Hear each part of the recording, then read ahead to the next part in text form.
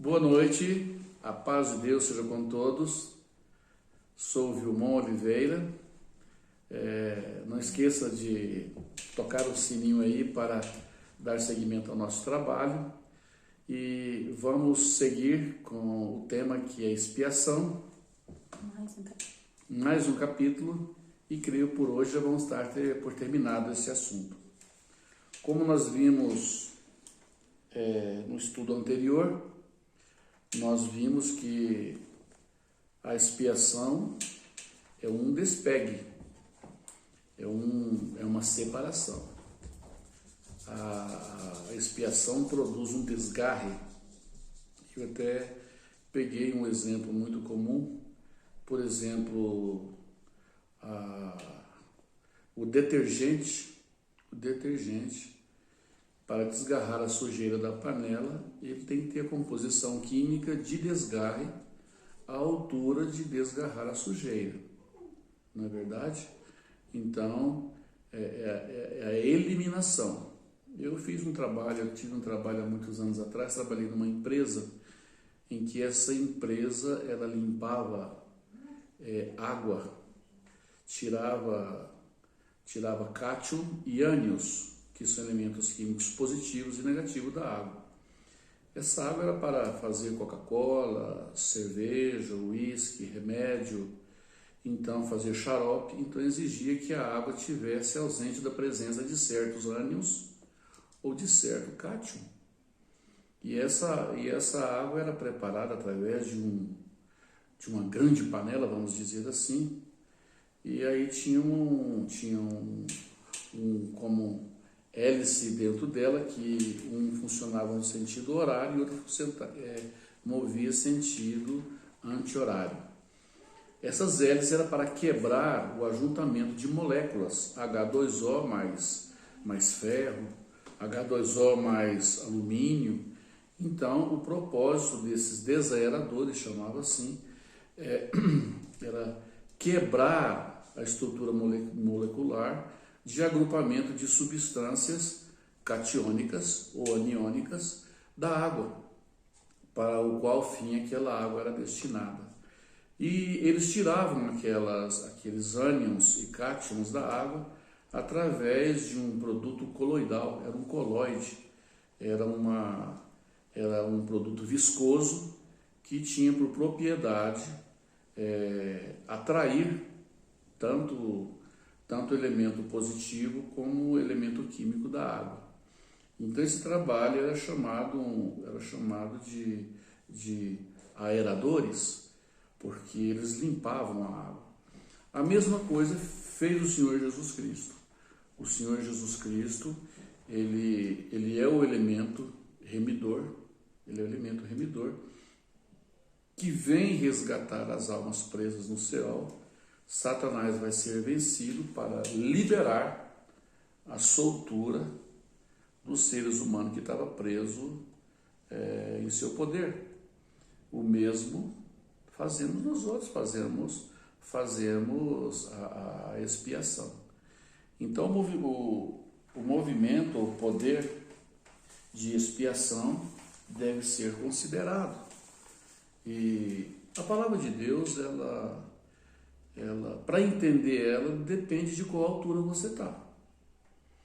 Então, se você está numa altura A, você vai ler ela, você vai achar um posicionamento dentro da sua altura.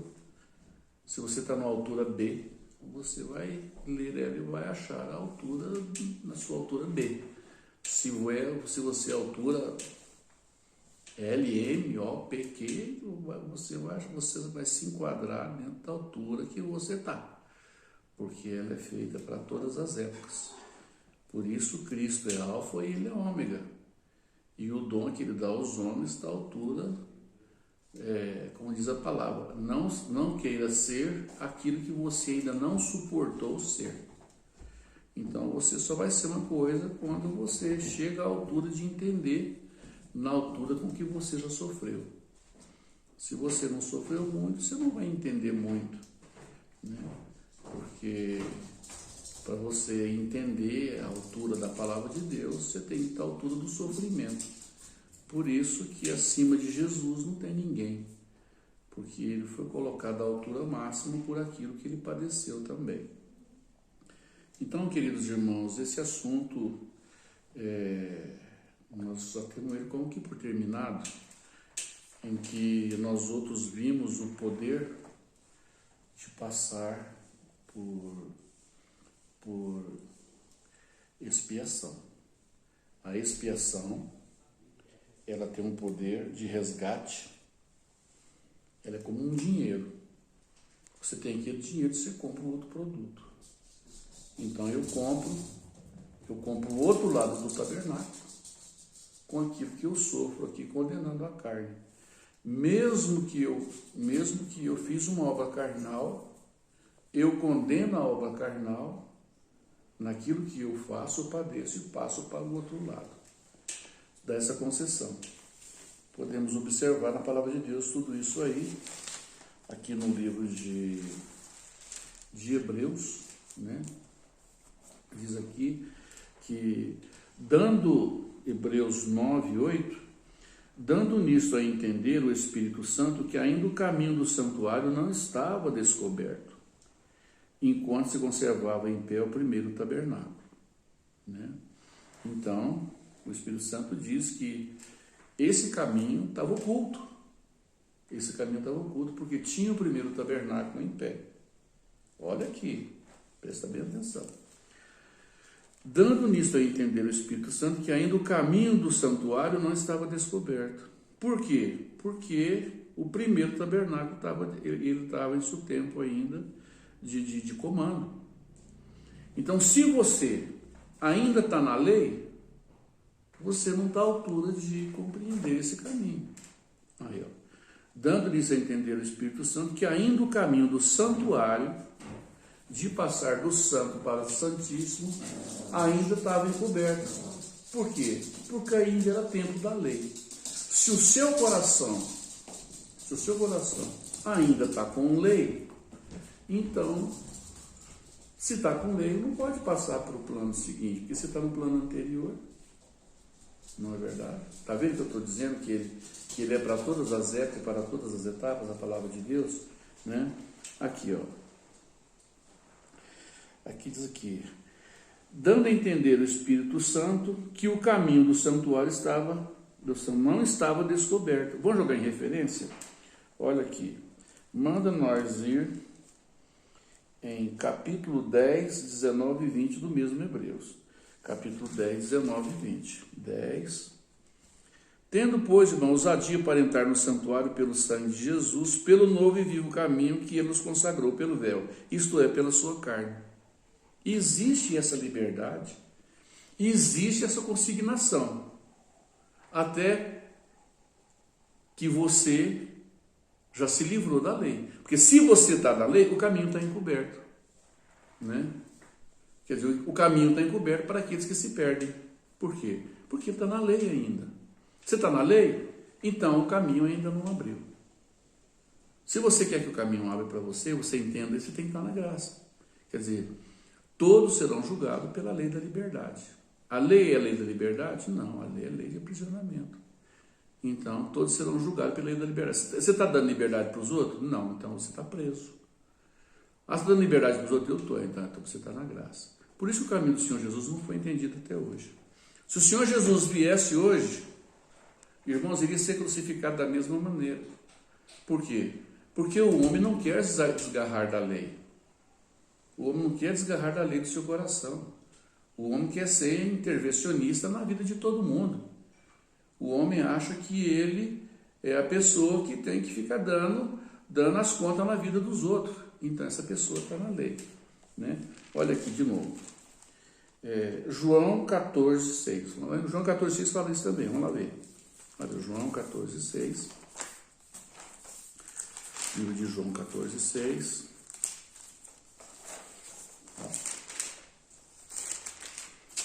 João 14, 6 vai dizer assim, dessa forma, sobre esse tema.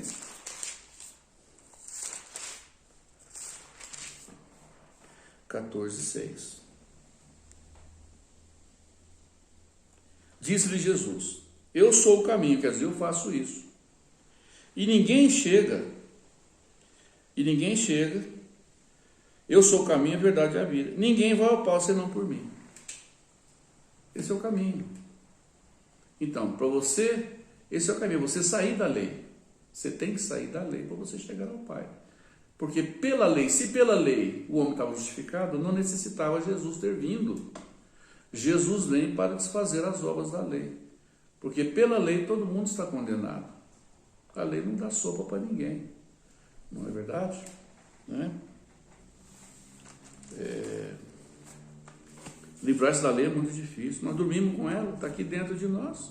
Dormimos com ela, levantamos com ela. Paulo disse, o bem que eu quero fazer, que não está na lei, eu não faço. E o mal que eu não quero fazer, que está na lei, esse eu faço. Né? Quem me livrará do poder dessa morte, que está continuamente comigo? Então, queridos irmãos, aqui, ó, dando seguimento, porque bem conhecemos aquele que disse, minha é a vingança. Não, não sei, não foi aqui não. Onde é que nós estávamos? Deixa eu ver aqui. Eu saí da página que eu estava lendo, hein? E agora, que página que eu estava? Aqui. Dando a entender isso o Espírito Santo, que aí do caminho do santuário não estava descoberto. Porque eu estou na lei. Se eu estou na lei, o caminho não está descoberto. Porque aquele caminho lá é uma alegoria, né? Ele é uma comparação, ele mostra para o tempo presente, é uma alegoria para o tempo presente. Aquela época é para o tempo presente. Agora que é a verdade, em que se oferecem dons de sacrifício, que quanto à consciência não pode aperfeiçoar aquilo que faz o serviço. Então, se você usa a lei, você não pode aperfeiçoar nem você e nem a outra pessoa. Porque você impede você, porque está usando a lei para descascar o outro, e não deixa o outro também crescer. E quanto à consciência, não registra nada, porque quando a lei era presente, aquilo era uma alegoria, não era verdade. Então essa pessoa não desenvolve nada. Nem aquele que usa a lei e nem aquele que você está usando a lei contra ele. Os dois ficam estagnados, porque o que recebe a lei está recebendo opressão, juízo e perseguição. Né? Consiste somente em manjar, tá vendo? Aquilo lá só consiste em manjar. A sua comida gostosa, comer, é perseguir os outros. O seu manjar, aí ó, consiste somente em manjar e bebidas e várias oblações. Oferta. Oblações e oferta. Bebida, você come, diz que falar mal dos outros é como comer ricos e bons bocaditos, salgadinho. A lei é isso. Só consiste em festa, é só festa. E a festa da pessoa que usa a lei é essa. Mas vindo Cristo, aí ó, não, 10, vamos aqui, o 9 e 10, consistindo somente em várias oblações, né? Em bebida, manjar e justificação da carne, tá vendo? Você está justificando a sua carne. Ah, mas aquele irmão fez isso, mas esse é o seu gozo, é perseguir os outros. Ah, mas aquele irmão fez isso da lei, mas você também está fazendo a lei, você está julgando ele. E o seu prazer é esse, o seu manjar é esse, né? Aí, ó. E essas coisas estão impostas até o tempo da correção, que é agora a graça, né? Agora é o tempo da correção, mas não é você que vai corrigir, é Jesus Cristo que vai corrigir, porque Ele é o autor da salvação. Deixa com Ele, deixa a pessoa seguir Ele, né? Eu sou o caminho, a verdade e a vida, né? Aquele que quiser vir, vem, traga a sua cruz, né? E você venha. Eu vou fazer você passar lá na expiação, lá você vai ficar saradinho, não é verdade? Nós só tem que fazer isso, irmão. Pede a Cristo e começa o seu período de correção. Vai lá, leva o ovo, leva o frango, leva a alface para o seu irmão, leva remédio para o filho dele, e você vai ver, você vai enfrentar essa situação e você vai queimar o seu pecado, né? Por isso que lá em 3 de Coríntios o espírito mundano causa dissensão na igreja. Por quê? Porque você quer corrigir as coisas e vira uma briga na igreja isso aí, né? Mas quem faz tudo é Cristo. Se o fogo vem, a pessoa queima e não sofre, e sofre detrimento, quem vai sofrer detrimento? É a transgressão dele, o tal justificado pelo fogo. O fogo justifica ele. Foi o que o João Batista falou. eu batizo com água, mas esse que vem após mim, ele batiza com o Espírito Santo, quer dizer que é mudança, nova vida, né? Novo nascimento, e batiza também com fogo. E se ele batiza com fogo, eu, João Batista, que sou o anjo da lei, eu sou o que fica colocando peso nos outros, não posso fazer nada, eu sou João Batista, eu sou isso aí mesmo, eu vim para preparar o caminho para o Senhor Jesus, para entender o que é lei, eu não posso fazer nada, nem carregar o sapato dele, quer dizer, eu não chego nem no B, A, B, C, D, eu não chego nem no B dele, porque eu sou o João Batista, eu sou a lei. Agora, conforme necessita que eu diminua a lei e ele cresça, que é a graça. Tá bom, meus irmãos? Vamos um pouquinho. Aí, ó. Então, a lei está imposta até o tempo da correção, né? Então a lei era imposta até o tempo da correção. Agora chegou o tempo da correção. Com Cristo chegou o tempo da correção. É Ele que corrige. Ele é o dono da tribo dele. É Ele que vai fazer tudo. É Ele que é intercessor, é Ele que é advogado, né? É Ele, o Espírito Santo, fazendo um trabalho de remissão do ser humano. Nós só devemos persistir na fé, não parar, né? Nós não devemos parar. O Senhor Jesus disse que nós não devemos ficar detido no caminho dos pecadores, né? E nem detido no caminho daqueles que faz abuso de Deus, porque aquele que continua transgredindo, mas aquele que transgride e muda, essa é a meta de Deus, é que vocês aprendam a viver a verdade para a eternidade. Deus disse: se eu fosse duro demais com vocês, se eu for muito duro com vocês, eu não deixo herança para o meu filho. Deixo não.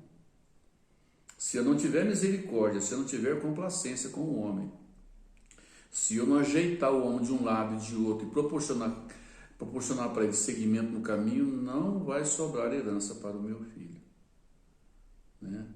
E Deus tem prazer na vida do transgressor, Deus tem prazer na vida do ímpio, né? Deus tem prazer de condenar os outros. Que Deus terrível é esse? Ele precisa disso? Isso enche o ego dele?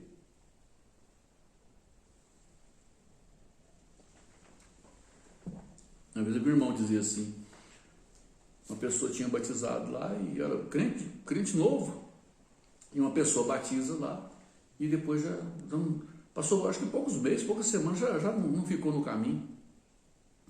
Aí uma pessoa falou: rapaz, e o fulano lá? Falou: já veio, já largou, já não é crente mais não. Sabe o que ele falou? Que bom que ele já não é mais crente. Ele veio em nosso caminho só para selar a condenação dele. Que prazer, né? Prazer que Deus tem nisso. Ele veio no nosso meio só para receber a condenação dele. Então, meus irmãos, olha aqui.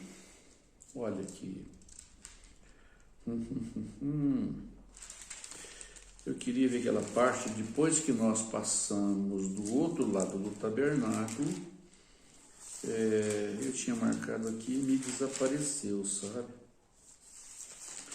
Deixa eu ver aqui, se é aqui, acho que é 6 de Hebreus. Depois que nós passamos do tabernáculo para o outro lado, mira, aqui. Mas depois do segundo véu, né? Está lá o véu, eu passo do outro lado, eu passei a provação, né? Eu passei a angústia, eu passei o corredor da morte, né? Que é o véu, ali é o corredor da morte, onde Cristo passou, onde ele sofreu muito. Nós também passamos o corredor da morte quando transgredimos, e passamos o corredor da morte, onde todo mundo joga pedra na gente, né? Na pessoa. Eu falo a gente para dar exemplo de que é uma pessoa. Mas depois do segundo véu está o tabernáculo, que se chama o Santo dos Santos. O que tinha do outro lado? Mira, incensário de ouro, né? Ali era um incensário de ouro que recebia o incenso.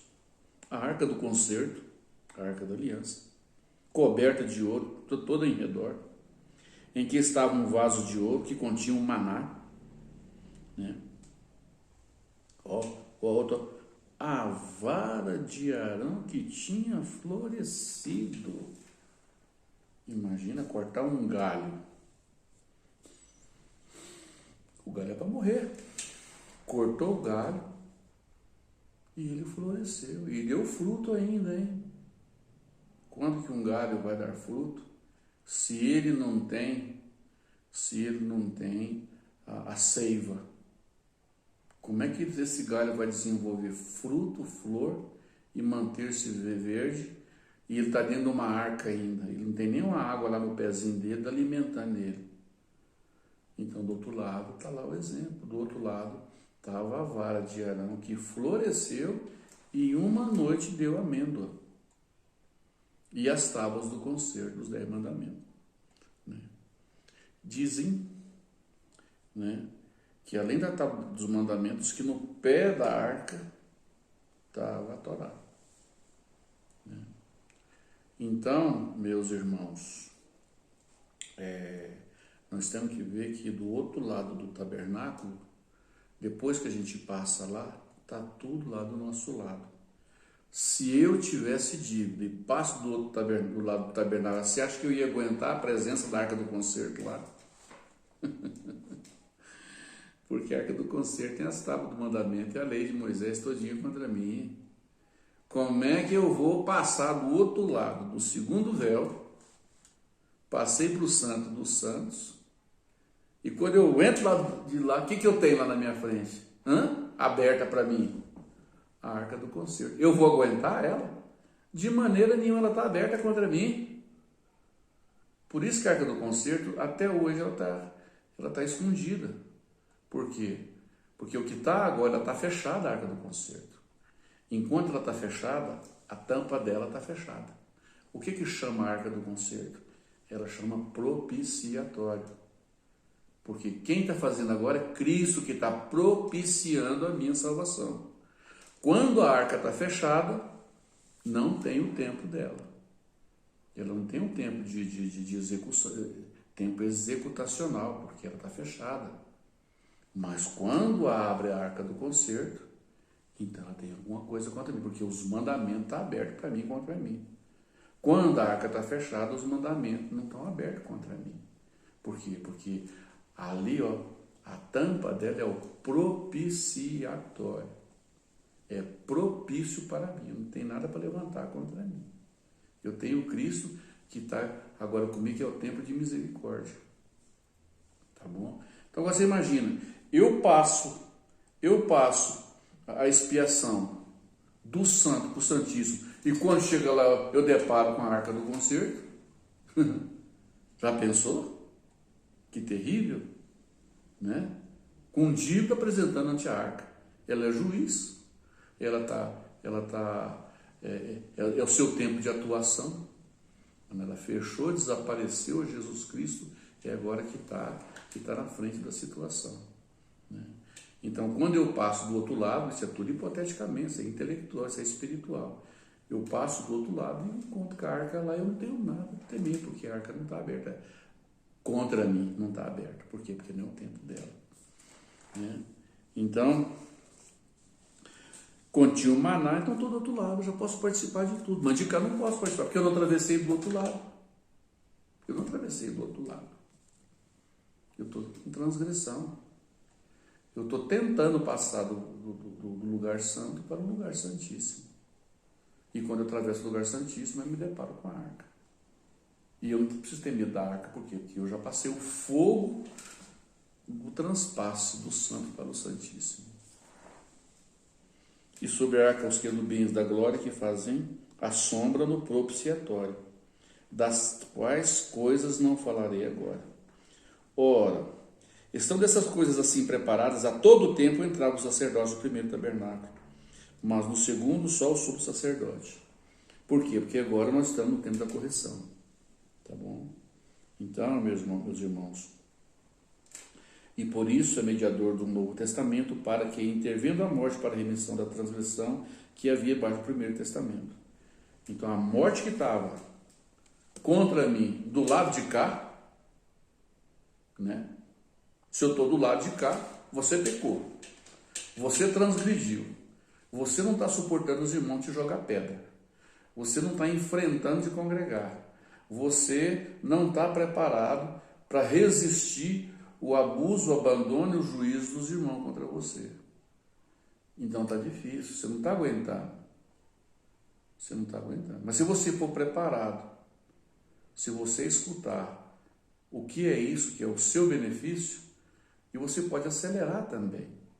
Você fala, essa semana eu vou tirar só para mim enfrentar os irmãos, tudo que me joga pedra, os irmãos que olham torto para mim, e fazer benefício para eles, para mim ter a porta aberta, né?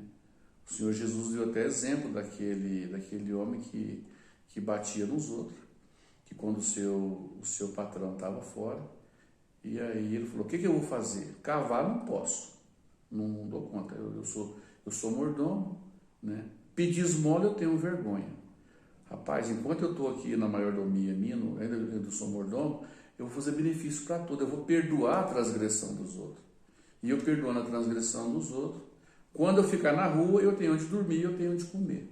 E o Senhor Jesus falou, esse homem, ele agiu prudentemente, para quando ele não tivesse emprego, ele tinha onde ficar. Não é verdade? Então, se você faz isso, você está abrindo lugar para você, né? Aí diz lá, no resumo, diz, fazei amigos com a riqueza da injustiça, para quando essas injustiças não estiverem em você, eles te recebam em tabernáculo eterno. E parece que é 16 de São Marcos. Fazei amigos. Quem está com injustiça agora? Você fez injustiça, você transgrediu. Agora, quem está fazendo justiça com você? Eles. Está fazendo justiça com você. Porque se você passar pelo tabernáculo, você fica sarado e eles ficam em dívida. Então você, fazei amigo, né, que estão cheios de injustiça, né, fazer amigo com a riqueza, para quando você já não tiver mais injustiça com você, eles te recebam, né, você com o tabernáculo eterno. É maravilhoso, é muito bonito, é maravilhoso, é para se pensar. Quem tiver com esse sentimento, que diz que quanto aqueles que têm a roupa manchada da carne, para eles só manifesta um sentimento terrível de juízo, um sentimento terrível de juízo. Imaginar, irmão, que você é crente, seu irmão é crente, e ele pecou, ele transgrediu, e ele está sob expectativa de juízo. Puxa vida, eu estou vivendo, mas eu já estou condenado. Eu estou em vida, mas eu já vou morrer. Esses dias que eu tenho ouvido um rapaz dizendo, não, para mim não tem mais jeito, para mim acabou tudo. Eu estou condenado, eu sou um miserável, desgraçado, eu sou um desgraçado. Já pensou, irmão? O seu semelhante, quantos pais fazem isso com as filhas, com os filhos? O ministério faz com os irmãos, né? Sabendo que existe uma saída. Se você não sabia, você sabe agora. Se você não sabe o que é expiação, viu? Expiação é poder de compra. Expiação é desgarrar do poder de Satanás e de soltar assim, ó. Por quê? Porque você produziu uma batata quente na mão dele. Ele não quer nem saber de você se você fizer expiação. Se você fizer expiação, Satanás é o primeiro de querer livrar de você. Sabe por quê? Porque você lançou uma bomba na mão dele. Você produziu, sabe o que na mão dele? Eternidade. E ele tem raiva de Deus de eternidade, porque Deus fala de eternidade e ele não quer a eternidade de Deus. Então, quando você faz expiação, você solta uma bomba na mão de Satanás. É igual encostar a mão numa chapa quente. Quer não. Por quê? Porque você condenou aquilo que você fez. Você condena a sua atitude de pecado, né? Então nós vamos entrar muito nesse assunto, ele é muito rico em todos os lugares. E não tenha medo, não tenha vergonha, né?